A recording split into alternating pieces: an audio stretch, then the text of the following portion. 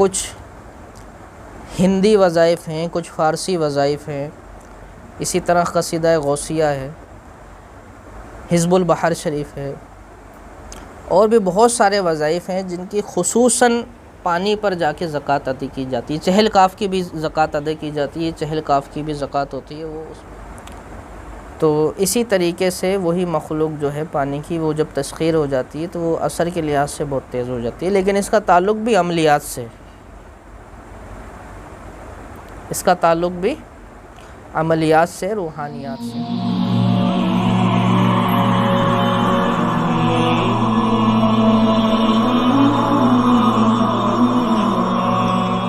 میرا سوال یہ ہے کہ یہ کہا جاتا ہے کہ جب انسان کو دنیا میں بھیجا گیا تو اس وقت جنات موجود تھے دنیا میں، تو ان کو جمع کر پانی پر جمع کر دیا گیا۔ اور دوسرا سوال یہ تھا اسی سے ملتا جلتا ہے کہ اکثر لوگ جو وظائف کرتے ہیں، عمل کرتے ہیں، وہ پانی پہ جا کے کرتے ہیں، تو پانی پر جا کے کرنے کی کوئی خاص وجہ؟ ہاں، دیکھیں، جب جنات نے زمین پر فتنہ پھیلایا تو پھر ان کو عذاب دینے کے لیے فرشتوں کے گروہ اترے زمین پر،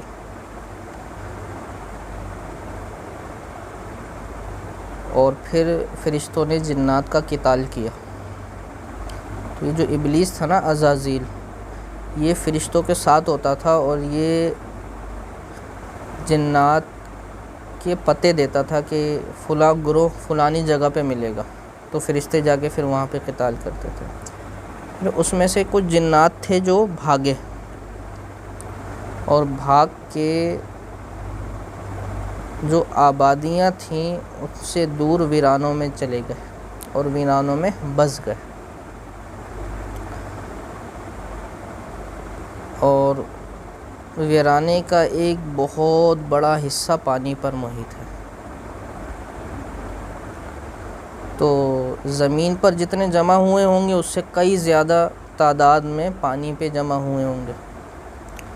اور پھر ایک حدیث مبارکہ کا مفہوم بھی ہے کہ جنات شیطان اپنا تخت جو ہے وہ پانی پر لگاتا ہے، اور پھر وہاں پر جو ہے وہ بڑے بڑے شیاطین جمع ہو کے اپنی کارکردگی سناتے ہیں اسے، اس طرح سے مفہوم ملتا ہے نا، وہ اب ایک حدیث ہے۔ تو اس سے یہ معلوم ہوتا ہے کہ پانی میں بھی، یہ پانی کی سطح پر جنات کی ایک بہت بڑی تعداد ہے۔ اس کے علاوہ بھی پانی کے اندر اللہ تبارک و تعالیٰ کی بہت سی مخلوقات ہیں۔ کچھ ظاہری مخلوق ہیں، جیسے زمین پر ظاہری مخلوق ہیں، انسان ہیں، چرند ہیں، پرند ہیں۔ اسی طرح زمین میں مچھلیاں ہیں، اور اسی طرح پانی کے دیگر مچھلیوں کی قسمیں ہیں، جھینگے ہیں۔ اسی طرح باطنی مخلوقات بھی ہیں پانی کے اندر رہنے والی، جو پانی کے ویرانے میں شاید رہتی ہیں، اور اتنی زیادہ گہرائی میں رہتی ہو کہ انسان ابھی تک اس گہرائی میں نہیں اتر سکا۔ تو صرف پانی پر نہیں کیا جاتا، 4 عناصر جو ہیں نا، عناصر اربع، آگ، پانی، ہوا، مٹی، ان کی مخلوقات کو تسخیر کیا جاتا ہے دراصل۔ تو اس میں سے ایک پانی بھی ہے۔ اب پانی سے جو مخلوق تسخیر ہوتی ہے نا، وہ بڑی طاقتور ہوتی ہے،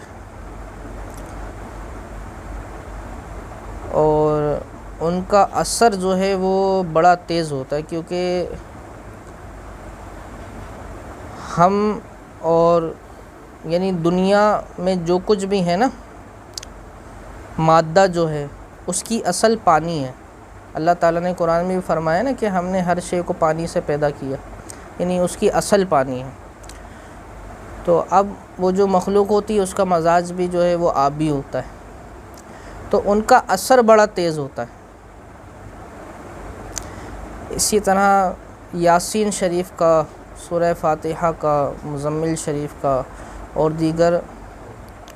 وعلیکم السلام ورحمۃ اللہ، تشریف رکھیں، بیٹھے، آ جائیں، ادھر آ جائیں، آگے آ جائیں۔ کچھ کڑے ہیں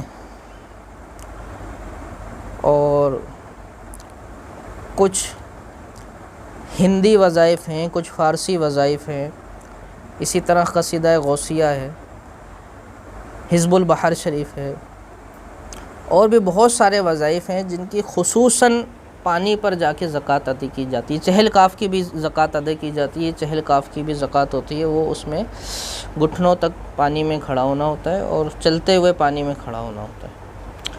پھر اس کو چہل کاف کو ایک خاص تعداد میں خاص نیت سے پڑھتے ہیں، تو اس کی بھی بڑی زبردست قسم کی بڑا با کمال ہو جاتا ہے بندہ اس میں۔ تو اصل وجہ یہی ہوتی ہے کہ وہ مخلوق جو ہے وہ بڑی اثر کے لحاظ سے بہت تیز ہوتی ہے، اس کا اثر بڑا اچھا نظر آتا ہے، اس لیے اس طرف لوگوں کا رجحان بہت زیادہ ہوتا ہے۔ جیسے حزب البحر شریف ہے نا، اس کا تو نام ہی حزب البحر ہے، سمندری وظیفہ ہے یہ، لیکن خشکی پہ بھی اثر دکھاتا ہے نا، اور کیسا اثر دکھاتا ہے۔ اور اس کی جو پہلی تاثیر ظاہر ہوئی تھی وہ پانی میں ہی ظاہر ہوئی تھی، ہے نا، لیکن یہ خشکی میں بھی اثر دکھا رہا ہے، اور بڑا بہترین لوگ جو پڑھتے ہیں ان کو پتہ ہے اس کے بارے میں کیا چیز ہے۔ تو اسی طریقے سے وہی مخلوق جو ہے پانی کی، وہ جب تسخیر ہو جاتی ہے تو وہ اثر کے لحاظ سے بہت تیز ہو جاتی ہے، لیکن اس کا تعلق بھی عملیات سے، اس کا تعلق بھی عملیات سے، روحانیات سے نہیں ہے۔ تو کوشش کرنی چاہیے ہم روحانیات کی طرف جائیں۔ عملیات کے اعمال کرنا بہت مشکل ہوتا ہے، ہر ایک کے لیے نہیں ہوتے ہیں اعمال۔ اللہ تبارک و تعالی ہمیں سمجھنے کی توفیق عطا فرمائے۔